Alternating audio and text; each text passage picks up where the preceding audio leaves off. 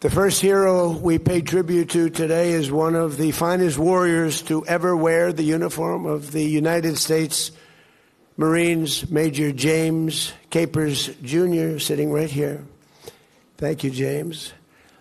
In Vietnam, the Corps promoted him from Staff Sergeant directly to Second Lieutenant, unusual, making Jim the first black Marine in history to receive a battlefield commission in the middle of a war. In 1967, deep in the jungles of Vietnam, Jim and his 9-man force recon team, known as Team Broad-Minded, attempted to locate a suspected enemy base camp near the village of Phu Lac. Over the course of 4 days under Jim's leadership, Team Broad-Minded repulsed brutal attacks, as brutal as they've ever seen, cleared trails of bloody traps, and killed more than 200 of the enemy. The enemy was going down quickly. They never really knew what the exact number was. On the 4th day of battle, a numerically superior force of Viet Cong soldiers launched a truly devastating ambush. Explosions shredded the air, sending Jim into a tree, ripping open his abdomen and breaking his leg, badly broken leg. Shrapnel peppered his body in 17 places. I hope this isn't giving you some bad memories, Jim, but I'll tell you, everybody admires you, what you went through, believe me. Every one of his fellow Marines went down wounded, but Jim rose, pushing forward on a leg that shouldn't have been able to carry any of his weight.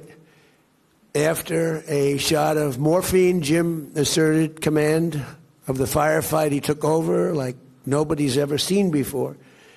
Barely clinging to consciousness, he called in close air support for an entire hour. Very dangerous. It was sometimes a little bit too close.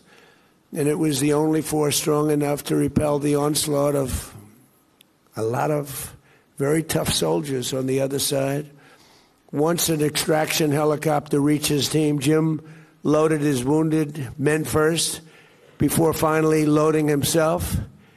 When the helicopter groaned under the weight of his entire team, too many people, he attempted to deplane, but his team physically held him back, refusing to leave their leader behind. For his incredible valor, Jim was recommended for the Medal of Honor in 1967. And everybody knew he should get it. But life is life. His commanding officer, who was his biggest fan, was tragically killed before the paperwork was signed. That's a bad break, but now you're doing it. Maybe this is better. You had to wait a little while, didn't you, huh? Jim, the nation kept you waiting far too long. So I say to you, congratulations. You made it. Thank you. Congratulations.